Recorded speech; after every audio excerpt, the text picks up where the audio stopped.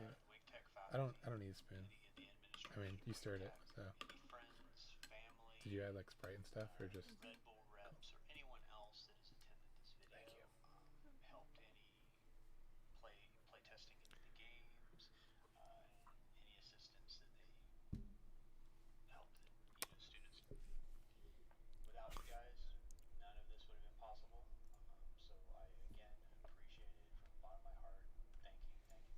Cool. Thank you.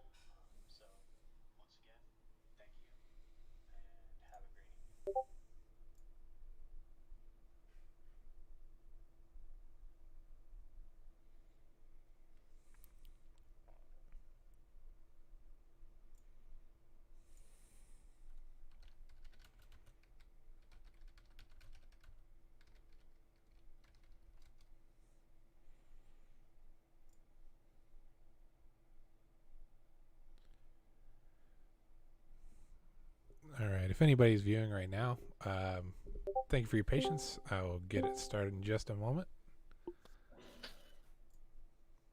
Feel free to leave a question in the comments, and we will keep an eye on that and try to answer it. Looks like we got the team here. Give me just a moment, and I'll pull up the gameplay.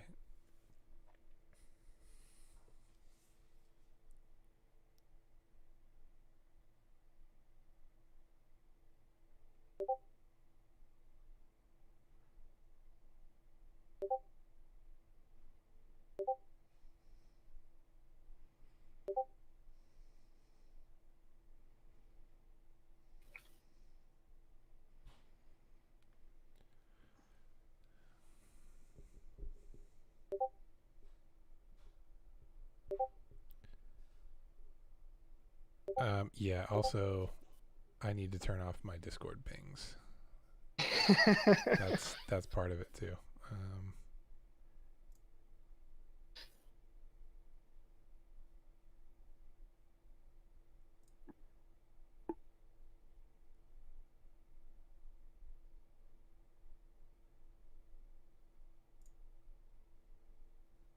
All right, I think that worked.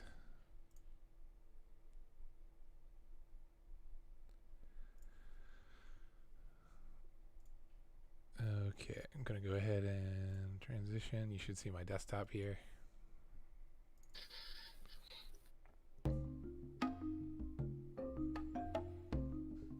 Jordan, you don't have to be afraid to talk. Yeah, we were all pretty nervous for tonight, but I'm also glad that we got it over with. Absolutely. I forgot how to breathe for the first part of it. Yeah. Yeah, happy to go first as well. Get it over with, get it out of the way. I'm going to go ahead and just jump in and start playing around. Before I do, you can see we have controls here. We did add controller support. I think that was something we forgot to mention in our description or in the little presentation that we did. But we do have keyboard support for keyboard and mouse as well as for the controller. The credits, obviously, these are listed in our presentation and on our website. But like I said, I'll go ahead and jump in. So this the cutscenes are done by Jordan very well. Kind of a visual novel style. Jordan, did you want to talk at all about the cutscenes and how you did them, or? Mainly I just put them into After Effects. We had the general script idea, and we wanted to elements, and so I just took them into After Effects and added the art and the animations and all that. So that was fun. Definitely challenging since I've never exactly done cutscenes before, so it was a lot of referencing different RPGs and stuff like that. Yeah, and the cutscenes look great, and also all the 2D art on these were done by you as well. I think it turned out really well. Thank you. I had fun doing it. All right, so here's our game. It's a third-person shooter with bow and arrow. The enemies are all kind of animal-based. There you saw a bird that's kind of an owl. And as you go throughout the world, there's these magical-looking waystones that are kind of projecting these barriers and blocking your path. There's also a little tutorial here. There's one for shooting. There's also F is like a melee ability to knock some enemies back, and then Q or E to dash left or right. And of course that is a short invulnerability as well that you get whenever you dash. If I destroy this waystone, there we go, it'll clear the path for me. And I can go left or right. I'm going to go left this time. And all the... Don't know if you already brought this up, John, but all the enemies in the player models were made by Michaela. Yep. And we have the environmental art was also Jordan. Yeah. The rocks, the trees. I think maybe not the trees, but the rocks, waystones. We have these mushrooms here. A lot of stuff done for the environment, and you'll see in a second. We also have like a bridge that was all done by Jordan, and of course the enemies here. We have the bird owl creature, as well as this deer / moose. Jury's out on that. Which one it is? It's up for you to decide. The Ken killer, the snake. Yeah. We added a little damage glow to your screen like that. You may be able to see there when you get damaged. You have a little red outline on the screen, so it's clear if you're getting hit from behind or something like that. We give you a little bit of notice. The orbs that are being dropped, of course, you can pick those up as like a health pickup. You can see my health is going up as I pick those up. Actually, the bar is not reacting there, but also you get a slight speed boost from that as well. So as you pick up the orbs, your scarf will start to glow brighter the faster your speed boost is. Also, if you notice, as I'm holding down the bow, the glow on the string and the arrow gets brighter to indicate you're getting basically a damage boost. So if I were to just kind of click and do that rapidly here, I can obviously shoot a lot faster, but my shots are doing a lot less damage. I have to hit enemies a lot more than I would if I were charging up the bow, where you can see again that glow as it gets brighter as you hold down the mouse button, charging up that shot. Also, the arrows go a little bit faster. That was just kind of a way to improve accuracy without actually improving accuracy. So the shots always have the same accuracy, but the longer you hold down your shot, the faster the arrow goes, which means you don't have to lead your shot as much. You don't have to kind of aim in front of them as much as you would normally. Again, for anybody that's viewing right now, feel free to leave a comment in the chat. We're keeping an eye on that. If you have any questions about how we did any of this or any of the choices that we made during development, feel free to post those and we can respond. I'm gonna kind of walk around here at this pond and bridge where I mentioned the bridge earlier. That was I believe Jordan, you made that bridge? Yes. Yeah. All the environment art I made. I think the bridge was the most challenging to make, just because Maya was wanting to beat me with all the symmetry tools, and so that took a bit of redoing. Luckily, Michaela was there to help me with that, because I was getting ready to toss my computer. Yeah. But I think it turned out pretty well. Yeah, I think it looks good. The textures turned out pretty nice as well. I see in the chat, looks like someone's asking for a Mac version. Yes, I think I can make a Mac version pretty quickly. The only issue is I wouldn't be able to test it. So I will post that on itch, hopefully tonight, but with a disclaimer that it is not tested. So if it does not work right, I apologize. I don't think I'll have to double check, but I don't think anyone on the team has a Mac readily available for testing. I may be able to get my hands on a Mac, but I don't know if it would be able to run the game very well to begin with. So if we still had the virtual Macs from mobile programming, we could. Oh yeah. Well, you should look into that. See if we can get our hands on that again. Ask Miss Wold if we can get if they still have access to those at school. Yeah. And I have a comment. The game is very pretty. Yes, I agree. I think the game is also very pretty. I'm very proud of the work that our artist did on it. The concepts were done by Jordan, but the 3D models for all the characters, player and enemy, were all done by Michaela, and the animations as well. And I the don't know rigging. if you want to talk about that at all, Jordan or Michaela? About how you Michaela, came do up you with the wanna say character something? designs and stuff. Yeah. Goodness.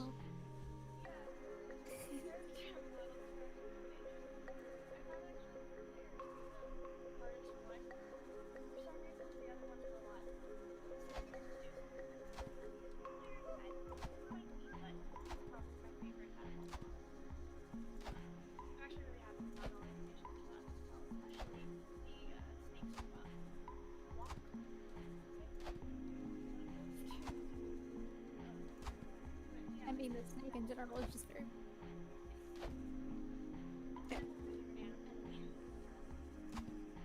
We gave all of them names during the concept process. So the deer is Alfie, the snake is Noodle Kai. What did we name the bird again? And so they all had their little individual names, and so we really had fun with that. So we referenced them, and everyone would be kind of like, what? Like, oh yeah, Alfie's bugging out again. We gotta fix him. It was fun.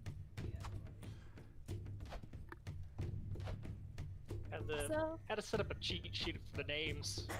Yeah. I was like, okay, Jordan's saying Alfie's bugging the deer. Who's Alfie? Also, for everyone in the comments, thank you so much. It was definitely a process, but thank you. Yep. It means a lot.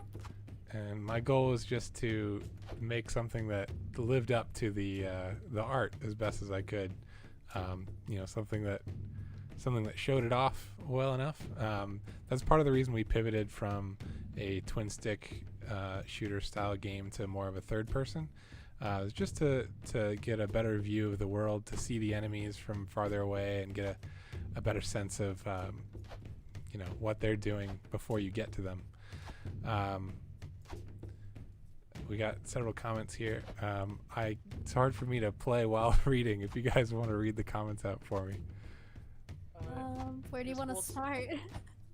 This Wold says she doesn't think we have access to Mac and Clay anymore, but we might be able to use the free trial that gives us 24 hours. What are the chances Miss Wold was watching when he said that? Yeah. It's magic. She knows. Yep. Get the melee in there to beat this guy back.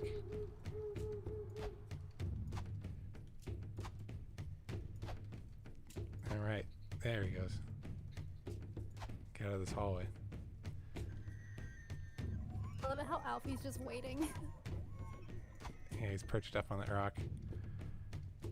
He's got the high ground. And I'm trying to cut through here to see, get a good view of all the level. Not just the parts that you would make a run through on your way to see the boss, but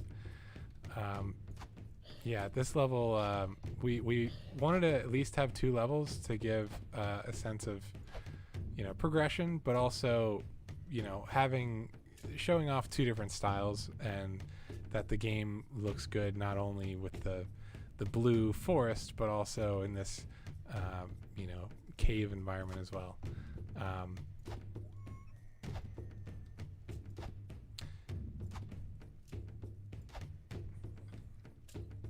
In the comments, Madison says the way the things are destroyed and the orbs fall to the end orbit around is super satisfying. And then Miss Wold says, and the way the orbs are collected as you guys get closer, really neat. Thank you. I think our programmers did really well with that. I was pretty happy when I saw that too. Yeah, just the orbs in particular came pretty early on. That was one of those things that I knew it would be fairly easy to do. I already had an idea before the project really started of how I would do that, and yeah, it came together really well. And it's just one of those things that's really satisfying. When I was younger, I played a lot of like Ratchet and Clank, and that was always something that was really kind of mesmerizing. As soon as you destroy a bunch of crates or kill a bunch of enemies and you finished off the area, running through and just having all the nuts and bolts and pieces kind of zoom around and come towards you as you pick them up, it was just really satisfying and an extra little reward on top of just oh, you got a coin, like Mario or something. And then the destructible waystones, it was another thing that I had an idea when we started of how I would do it. But as we got into development, it was clear that I wouldn't be able to do it exactly the way I had envisioned it. So I kind of pivoted, and I actually dove into Unreal a little bit to get an idea for how they do their destruction and how Unreal destruction, built into the engine, actually works. So that was done entirely in the engine. The waystones were made to be destructible using Unreal's. It's actually one of their older destruction systems. It's not using Chaos, their newer system, which I didn't realize until I had already jumped in and did it. But I think it turned out really good. The textures, I wanted to do something different with those textures, but it was one of those happy accidents where actually the textures ended up looking pretty cool actually when it's destroyed anyway. So I figured why fix it if it's not totally broken. So yeah, the outer glow on these waystones, it looks cool, but then when you destroy it, not only does the glow go away, but also it looks like on the inside of these rocks it's got a little bit of light in there, as if the waystones have more magic inside them rather than just on the outside. So here I've destroyed the last barrier to get into the boss room, and as I enter in here we have another cutscene. If you wanted to, all these cutscenes could be skipped. If you click, there's a little skip button here, but I'm not going to do that. I'll let you guys enjoy the beautiful cutscenes that Jordan made and read some comments.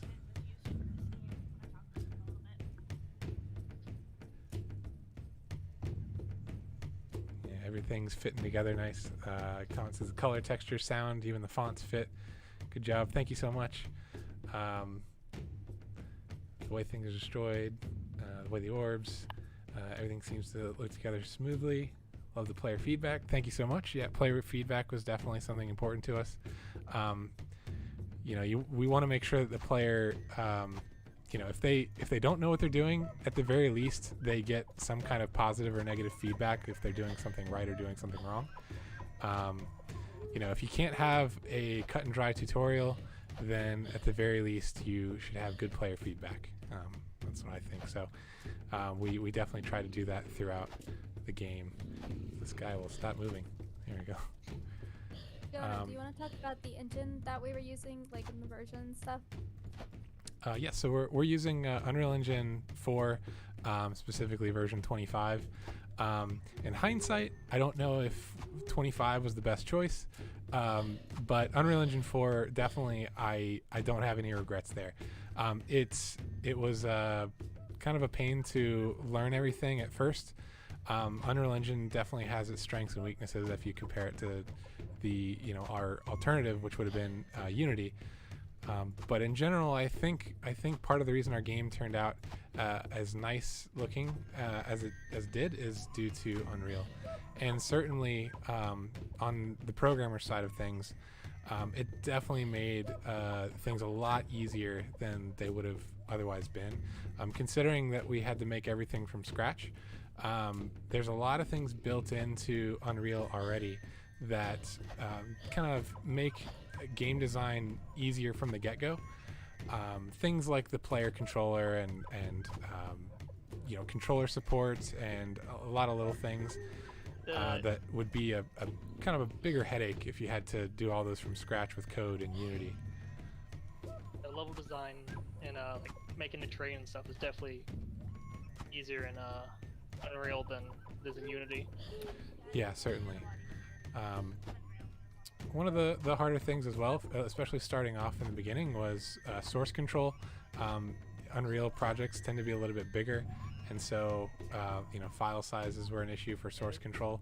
So we couldn't really use GitHub. Right, we couldn't use GitHub, which is what we were kind of used to using with Unity, but In the end, we got it figured out, and it was relatively seamless after that first week or two. So yeah, in general, like I said, not many complaints. I'm going to go ahead and finish the boss off here and play the final cutscene.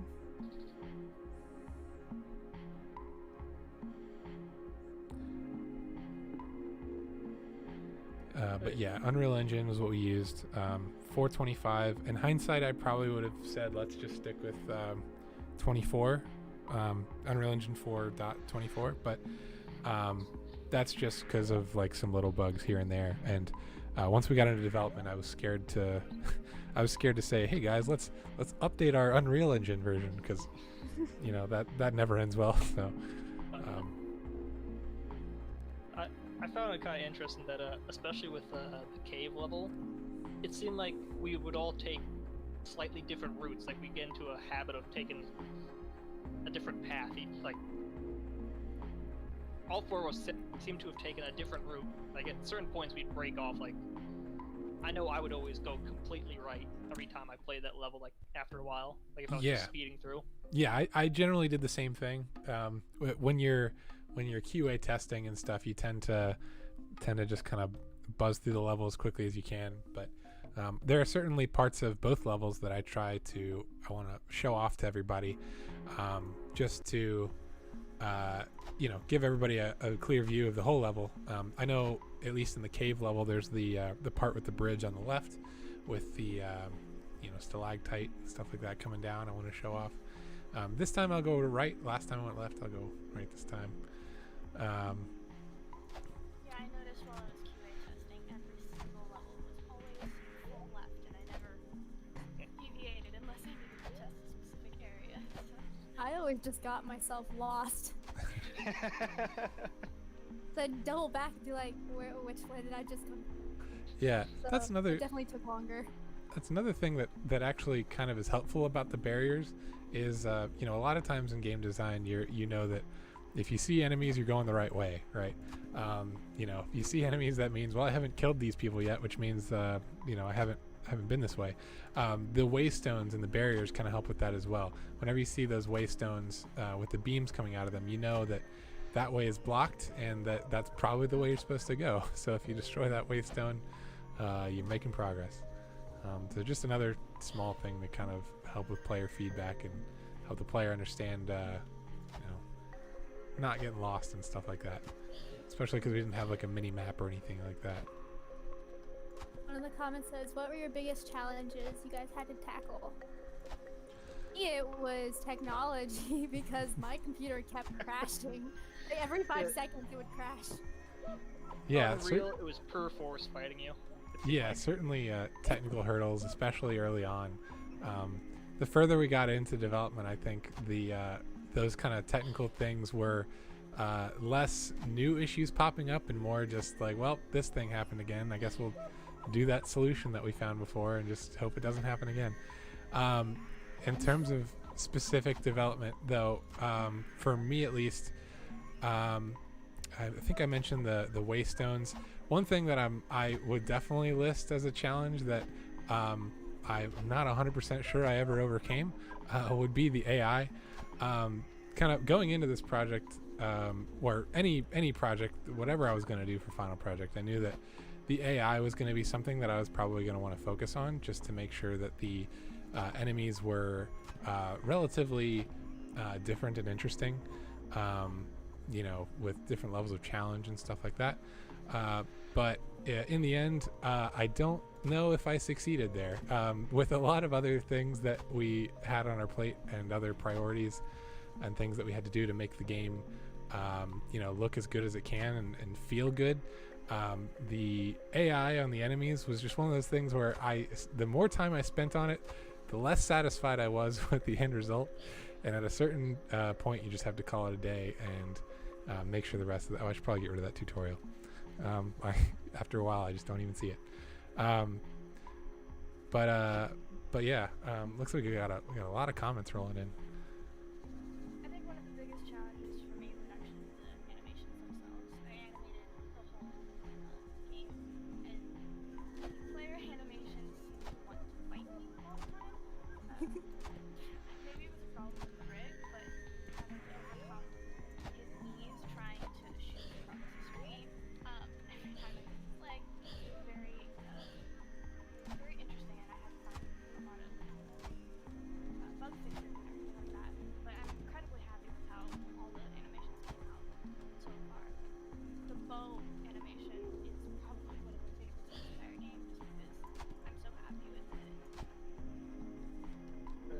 Someone said your mic sounds kind of quiet, Michaela.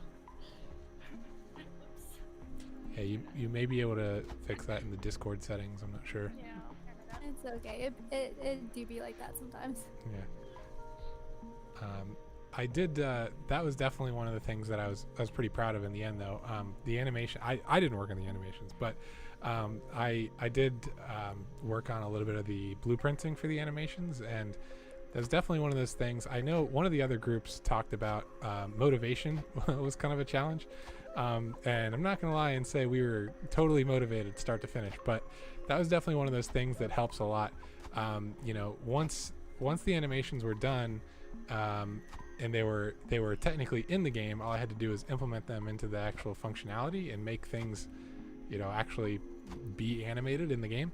Once I went through and did that, it was like miles above any of this. You know, the satisfaction was there already in the game. It was fun to play, but I think in our alpha, you know, everything was T-posing.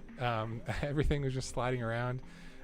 We had our core gameplay loop there, but once the animations got added in, that definitely made a world of difference, I think, to how it just felt to run around and to shoot. You know, seeing the character pull back the bow and let go and you shoot, and the little run animation, and even the scarf, you know, being that kind of blown in the wind look that it has. You know, I think that adds a ton to the to the overall project and how it feels. Yeah, it really adds a lot of atmosphere as well. Something I don't know if I brought it with you guys, but early on, before we actually got, like, the animations were done, but they hadn't been implemented yet. But you guys remember we got, like, the scarf physics in first. Yeah, I screamed when I saw that. I was just like, oh my god! Yeah. One of my favorite things was just T-posing around the levels with the scarf whipping everywhere. Yeah, and the scarf was originally a lot flappier than it is now, so it was kind of this chaotic band tornado. of yeah, tornado. Yeah, Expecting to see like someone go by on a bicycle. Yeah, exactly. Someone's asking, how does the melee work? So the melee is actually some games would use like an animation-based mechanic there, but instead of doing that, I basically made a list system. So you, as the player, have a spherical collider around you, and whenever things get close to you, they enter in that collider. It goes into a list, and the player keeps a list of all the enemies near him at any given time. And of course, whenever they exit that sphere, they leave that list. But whenever you hit the melee button, everything in that list gets a force added to it to knock it back. I'll try to demonstrate real quick here if I can get these guys. The snakes aren't going to get very close, but get boom. Yeah, well, there you go. Kind of see it there. You killed him. Yeah, the snake got knocked back. Yeah. My boy. Look how they massacred my boy. Honestly, the Alfie was my baby through this process, though, because he's just my favorite enemy. Most problematic one, but still the favorite nonetheless. Yeah, the deer is certainly the Problem child. Yeah, the problem child of all the enemies, especially when it comes to both animations and AI. He does not behave the way I would think he is supposed to behave. I have to say, oh, there's a problem with Alfie. You say there's a problem with an animation. He's like, I know exactly who it is. Yeah. Michaela, when you were modeling him, didn't he disappear from the editor a few times? Oh yeah, he did. He decided to go on a vacation for a while, and I couldn't find him. I thought I had to restart it, but Alfie I wouldn't don't know know. what happened there. Yeah, A sign of things to come. yes. The problem child from the beginning, from the first Yep. block. He was doing his best. He tried his best.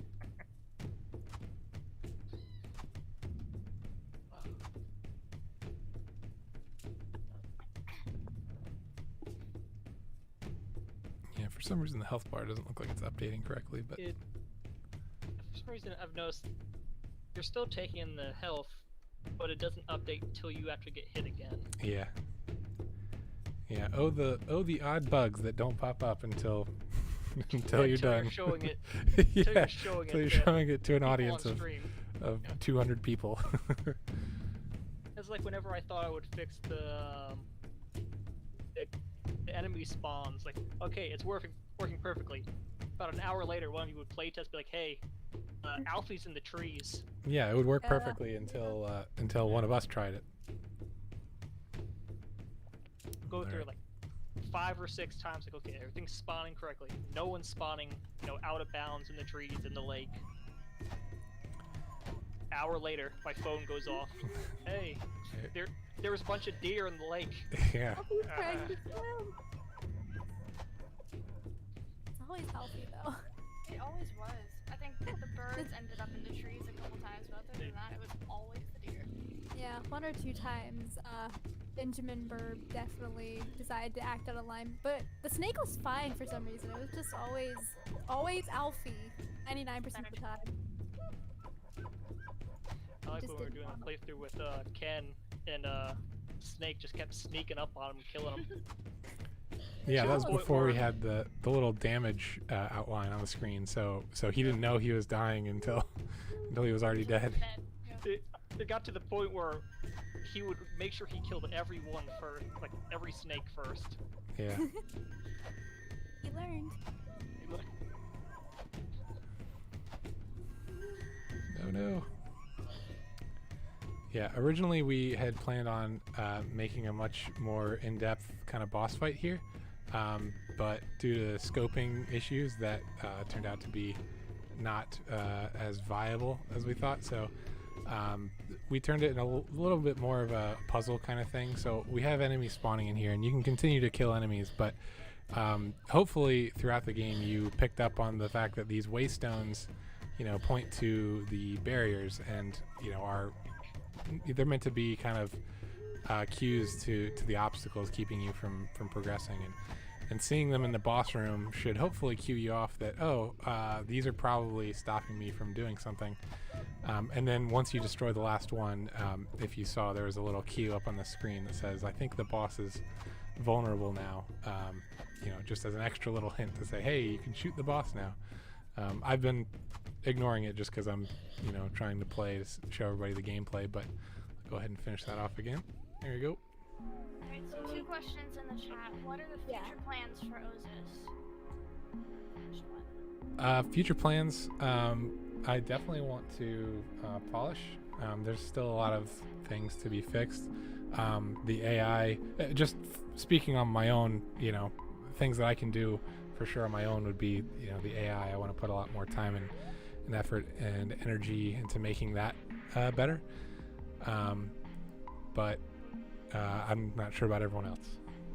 Yeah, I think it'd be fun to add maybe a few more levels in between the first and the second to kind of prolong the story a little bit more and the gameplay. Yeah. Another thing is in the trailer we have that mechanic that's kind of teased where if you die, or if you succumb to the forest or whatever, you kind of turn and change into something else. Something kind of akin to, if anyone's ever played like Hellblade: Senua's Sacrifice, you have this kind of darkness that's creeping up on you every time you die. That would be a mechanic that we could implement a little bit more. Right now there's really not any punishment for dying. We wanted to focus on making the core gameplay loop fun and engaging, and it just felt like focusing on what happens when you die so many times felt like kind of the wrong direction for something so short.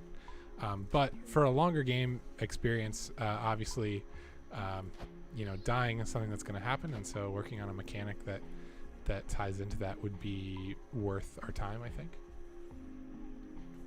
And then the second question, did the team encounter any issues that seemed minor but ended up being surprisingly difficult to resolve? Enemy spawns. Yeah. 100%. Yeah, things you I fixed it. things you thought you fixed and then you didn't. Yeah. It's kind of going back to what I was saying about the AI. It's always like that, where I see sometimes it would be really minor where I'd see an animation being reset, or like if you're aimed in like this and then you melee, you just go into a regular running animation. You don't go back into your bow draw animation. That was one of those things where I'm like, I think it's pretty minor, and then I go in and it is pretty minor. But then there are other times where like the deer animations act up, and I go in and I'm like, oh, I can fix that pretty easily. And then it turns out to be something way deeper that I'm just not seeing. So, yeah, there are several instances, I think, where the issue was that we thought we knew the solution, and then it turned out to either be, something we never figured out, or something that we figured out, but it was just totally unrelated to what we thought it was. And I think another thing that was, for me at least, was the optimizing of the game. Because at one point we were having an extreme amount of lag in a boss fight, and a lot of times people were, or like everyone actually, was saying like it could be the particles, there probably the amount of particles we have over there. So I had to go in and do some investigating, and for some reason the particles weren't making a huge noticeable difference in minimizing the lag. Helped a little bit, but not enough. It was still game breaking for me. I couldn't turn a corner. So I had to look into it further, and we realized at some point that the foliage tool in Unreal, the amount of rocks and mushrooms that got placed and everything, there was just one little checkbox that needed to be checked. I think it was the distance calling, but it fixed most of our lag issues at that point. So that was a good 3 or 4 days of investigations. Yeah, that's a good example. I for one definitely thought that for some reason the particles were slowing us way down in the build, but then it turned out it was not that at all. So troubleshooting, that's one thing that I've never been super great at. Is a lot of times these engines come with built-in debugging tools, and I've never been great with like the profiler and things like that, where it tells you a readout of exactly what's loading the CPU or GPU. But in the end, I think we got it figured out, and it's one of those cases where it was actually simpler than we thought. We thought it was simple. We were wrong, but it was actually simpler. So I don't know if that counts as a good example for your question, but It's like we were having that issue where every so often you get like parts of the terrain would flash, like a black line would flash across. yeah. It turned out it was just that terrain, or the material for the terrain was had a box and was checked for double-sided, and what we were seeing was Z fighting from material underneath the terrain. Yeah. That was a good example of a time I thought it was going to be really complicated, because I thought we were going to have to go into like level of detail settings with the range and how far out the terrain was going to be drawn and stuff like that, and turned out nope, it was really simple. It's just a checkbox, just a tick box we had to hit. So Any thoughts about an iOS version? Any thoughts on what? An iOS version. iOS version. That is not a horrible idea. It would basically, if we took out the dash and the melee, it would really be simple, because you just have one thumbstick for movement and tap and hold for shooting. Although I guess you could tap and hold and drag for fine aiming, so that'd actually not be a bad idea. We'd have to look into profiling, of course, to make sure that it would actually run well. As it is, I have a pretty decent computer, and I'm still getting some frame drops every now and then. I don't think that would be out of the realm of possibilities. Definitely something we could consider.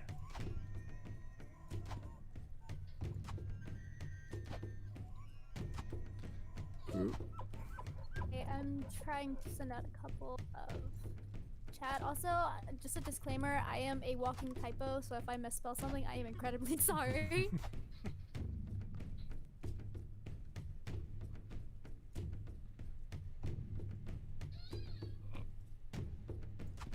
This level, I kept getting so lost because I added a couple tunnels here and there, and going in to play it, I forgot where exactly I added them.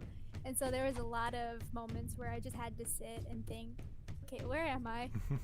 Yeah, that's perfect though, because that was the whole point. We wanted to confuse players a little bit more in the cave level, considering cave. That's so long lost in those tunnels. Yeah, I didn't it's think I was gonna get out for a while. it's definitely not meant to be, you know, linear. We wanted it to be somewhat open so that you could kind of stumble your way around, but at the same time we didn't. It's not so big that if you got lost, it would take you more than, you know, a few minutes to find your way out. You'll always find your way back to an area that you recognize, one of the main areas. Yeah, or some kind of barrier that you haven't destroyed yet.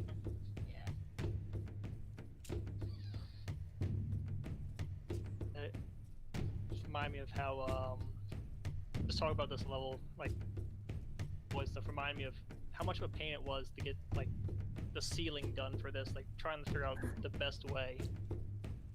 The terrain tool in Unreal, you can't just make like a tunnel and then work from there.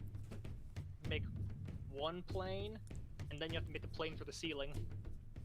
And before we transition to the third-person like shooter, I remember having to get the walls set up correctly to work with the twin-stick shooter camera, especially since we had it where we could rotate the camera. And I had to make the walls at a specific angle, specifically so the camera wouldn't like clip through the wall or anything. Because at the time we didn't have like the spring arm on there.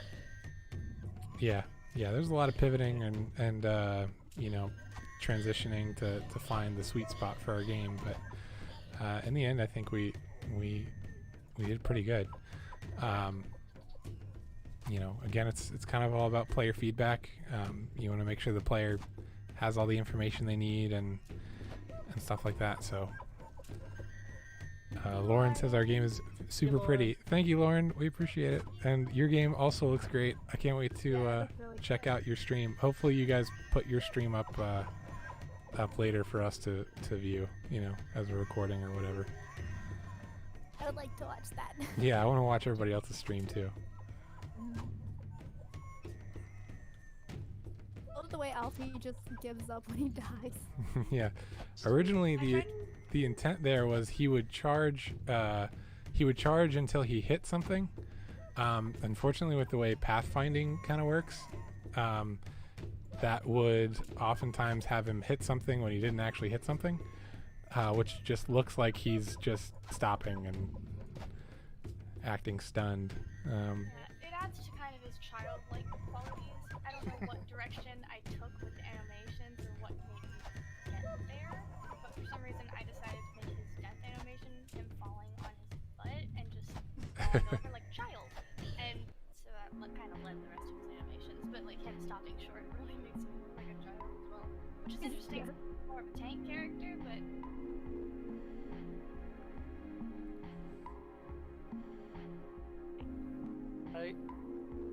Jonah, you bringing up how he's supposed to have that charge animation, but he kind of sometimes puts his head down and stands there. Remind me of how one of the first problems we had with that, where he would he'd put his head down to charge, and then he'd just start going backwards, like he was moonwalking away. Gotta leave it style. Yes. Yeah, that was a weird one. I only saw that one every once in a while, and you know, that's unfortunately when you're troubleshooting things like the AI, you can't. It's really hard to zero in on specifically what is causing them to do the things they're doing. I know for one thing, it's not a very big deal, but there was a bug with the melee where if I was running around meleeing everything, every like 20th hit or so, not consistently, but every once in a while, there would just be an error where it would say, hey, you there's nothing to melee. Even though I cleared it out so that there shouldn't be anything to melee. I don't know. It was just a weird error that I got every once in a while, and I couldn't zero it in. I couldn't figure out what was causing the bug. But at the end of the day, it wasn't really game threatening or anything. It doesn't cause a crash. So you know, it's not the end of the world if I left it in there. Aaron goes, I can't believe we're done. Honestly, same. Same. Feels like forever. Yeah, it definitely feels like we've been working on this for a while, but I'm super proud of what we ended up with.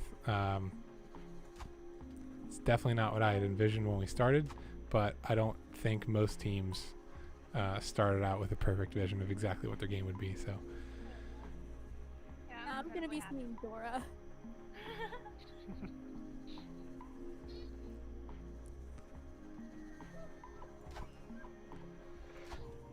all right. There's any plans to let this die. Thank you, though. I hope we can continue working on it. Yeah, that's fine. It'll be a fun project. Oh We no! do Oh, you got me. continue working on it. Hopefully we can convince Alfie to be a little bit more cooperative. He needs it to sleep. Sending him to military school. Yeah, I think one of the bugs with him sliding is when he goes into his charge animation and then you back up out of his range. Well, not now, but when he goes he into his goes. little charge stance and then you back out of his range, he loses sight of you, and in order to find sight of you again, he starts walking, to where you were. But his animation doesn't transition right. I'm not sure. So like right here, if I can get him to charge me and then back up. Nope, he did it that time. I don't know. Again, see, it's really inconsistent. The AI is fickle. Yeah, that one's really difficult to replicate. I tried to replicate that for so long. I might die here.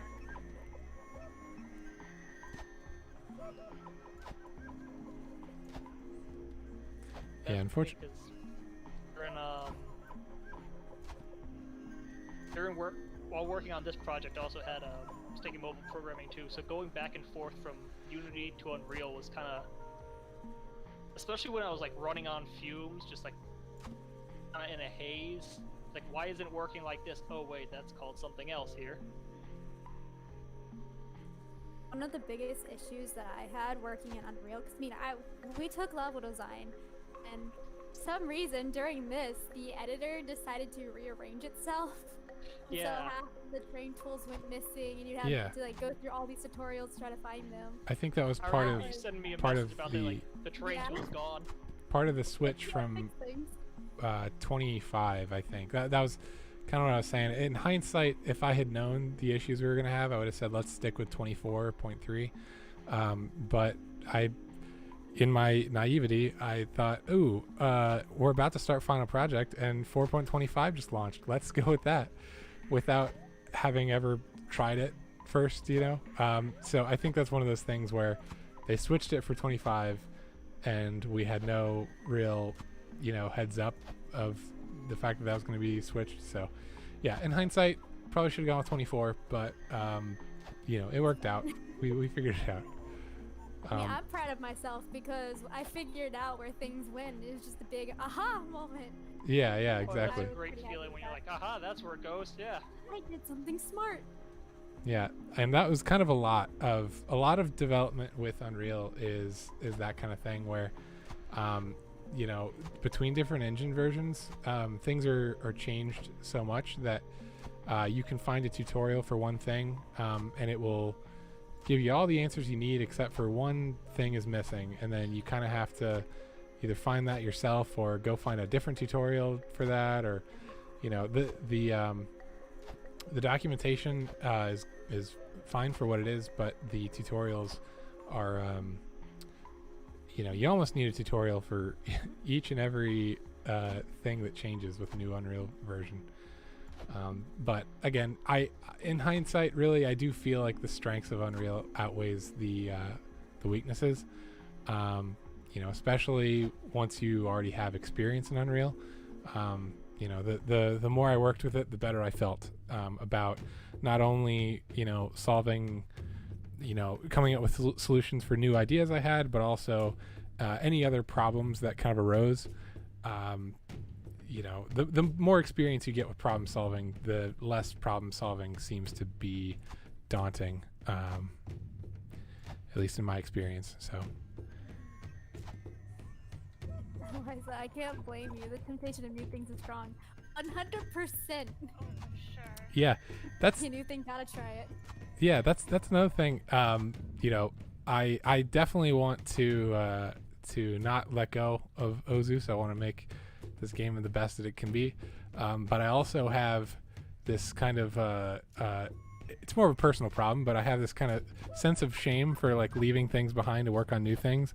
The more development we've done on this and the more I've learned in Unreal, all I want is to try a new thing and like, oh man, I have an idea for this other game I want to try now, and I have an idea for this other prototype I want to try to make. And every time I think about starting it, I get this sense of guilt that like, well, I can't work on that now because I haven't finished Ozus.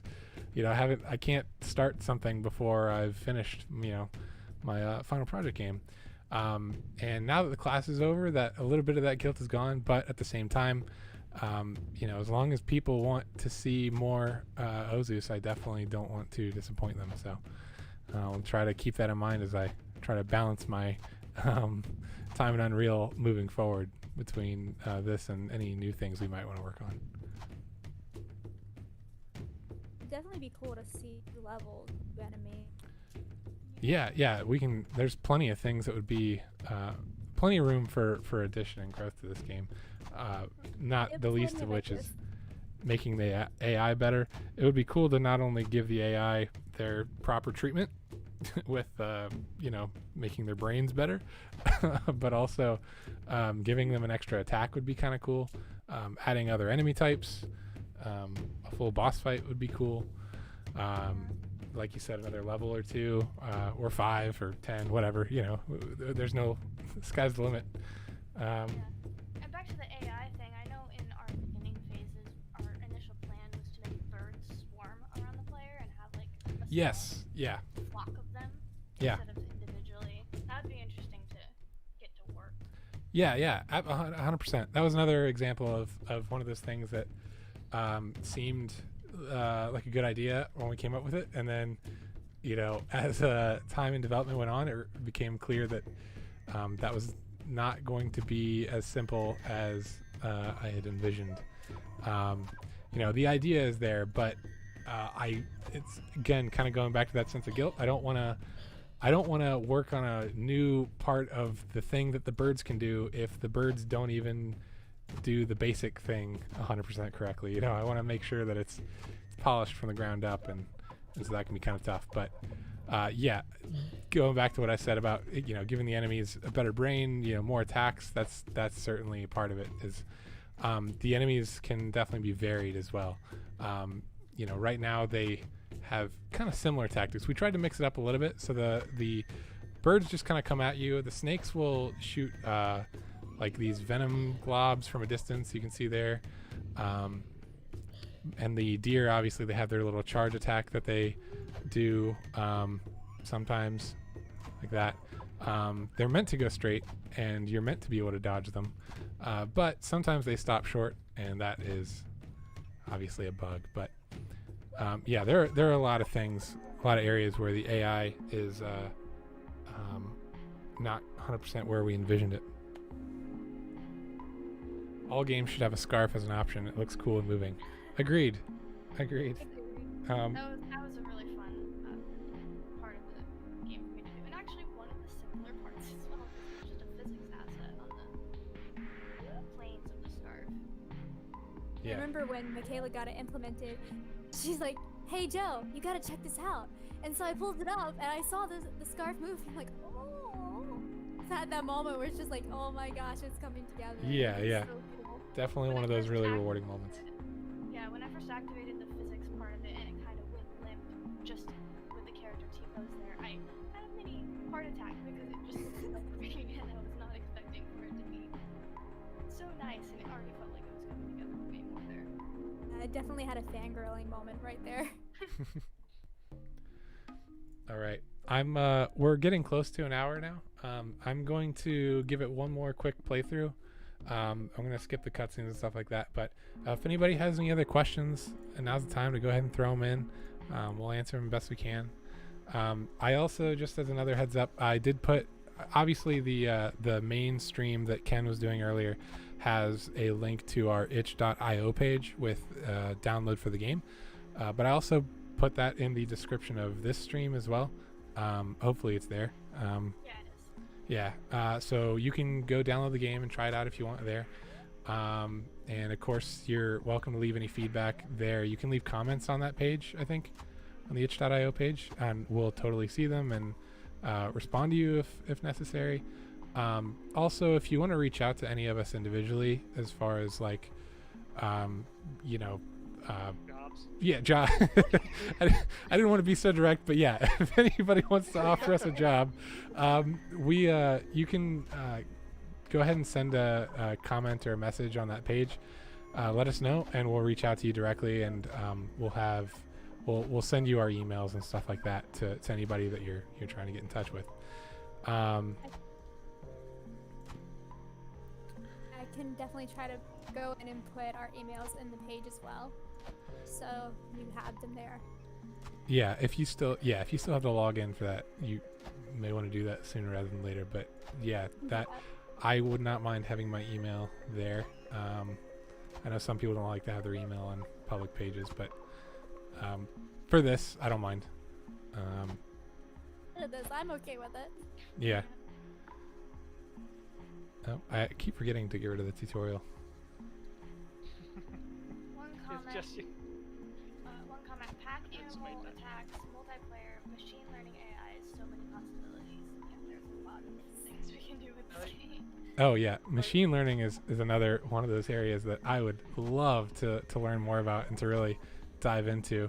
But obviously in the 9-week scope that we had here, and obviously we don't have a ton of resources in terms of like, running machines all night to run simulations of how the game can be played. But yes, with more time and resources, I would totally love to dive into that kind of stuff. Speaking of multiplayer, I remember you actually had to was it pay for a server? Yeah, it was I- only like a $5 or $10 a month kind of thing for I Perforce. remember you saying like how much we could store on there, and originally we had like a little score meter up there. If I remember correctly, the idea was to keep high scores in between everything, since we had that like live server. Yeah. And then at one point we're like, we have a specific like set amount of enemies for a lot of these levels. Just end up with the same high score. Yeah, that was one thing that, early on making like the prototype and stuff like that, we had a score meter in, so each time you kill enemies you get like 10 points or 20 points or whatever. And that was just one of those things that in the end it didn't really serve a purpose, and we decided to cut it because this doesn't really feel like the type of game where you would go for a high score. A story driven very artistic kind of indie game doesn't really lend itself to more of the arcade I gotta go for a high score kind of feel that a lot of And I think that was more of a holdover a little bit from the twin stick. Yeah. Twin stick. Yeah, absolutely. So it wasn't a big deal when we cut that. But if we had left it in, that was absolutely something we could have done was implement like an online leaderboard kind of thing. Again, given more time and resources, that would definitely not be far outside of the range of possibilities for us. Speaking of cut things, rest in peace, Jonah's grappling hook. Yeah. Early on, I kind of wish it was still here, just like as a secret button. In fact, do I have oh yeah, I forgot to take out the cheat codes. Whoops. Well, oh well. But the grapple hook is definitely gone. Early on, when we were doing a twin stick shooter, one of the ideas we had was for like left click, you click and hold to shoot, just a standard kind of damage projectile, and then right click, you click and hold to shoot out a grapple hook, and that would latch on to enemies and certain other kind of in-game obstacles and pull them towards you.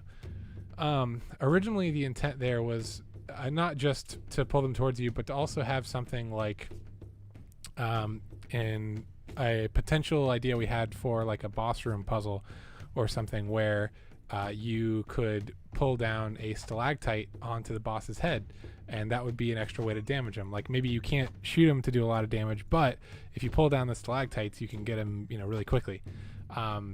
Just as a way to keep the extra mechanic and make it a little bit more interesting than just shooting things. But especially once we transitioned to a third-person shooter, the grapple just didn't have a lot of use case. Yeah. You could grapple the enemies, and you could grapple the rocks to kind of be, anywhere you grappled them to. But they and one thing they did was they would block the enemy's pathing. So, for example, if an enemy was walking towards you and you pulled a rock in front of yourself, like for instance this bridge here that I'm on, if I were to pull a rock onto this bridge, the enemies wouldn't be able to get to me. They would just walk up, see the rock, and then probably turn around and find another path. But in the end, we figured, who's going to do that without a real kind of moment-to-moment reason to use the grapple hook. It just didn't seem super necessary. So that was one of those things we cut. Not a big deal. Just something that tends to happen with a prototype is you do something you think is going to be cool and then it doesn't make it to the final game. I did think about at one point trying to add that to the charge shot. So again, as I talked about earlier, when you click and hold to charge up a shot, the glow on the bow gets brighter. It's a little bit easier to see in level 1, not as easy to see in level 2, but the glow on the bow gets brighter, and also the shot goes a little bit faster. So that shot goes really fast, whereas that shot moves a little bit slower. And the originally in the intent, once I cut the grapple, was to make it so that the charge shot would also kind of lock on to enemies like the grapple hook did. But as with a lot of things, that just ended up adding more bugs than it really added to the game. So we just cut that, and I went with the projectile speed instead. I think it was a fine trade-off. I don't think the lock-on would have added too much. But yes, rest in peace to Jonah's grapple. Always remember 2020 to 2020. Yeah. Maybe next game I can add a grapple. Here lies Jonah's hopes and dreams. But yeah, we're almost done here. So if there's any other questions or anything, feel free to throw them in the comments. We really do appreciate all the great feedback that you guys have given us. And the game would not be what it is. Oh my gosh, I'm getting teamed up on here. I might die. The game would not be as great as it is without the amazing art that we got from both Jordan, especially with the concept art and stuff like that, coming up with the ideas for all the enemies and stuff, but also the 3D art and animations that Michaela did. So again, any last minute comments or questions, feel free to throw those in. And if we don't get any more, well, then I thank you guys for watching. It's been fun playing through for you guys. Thank you for sticking around. And we did a great job, I think, with our trailer, but it helps sometimes to see somebody playing through it in a standard kind of straight through run. So Thank you so much for all the questions.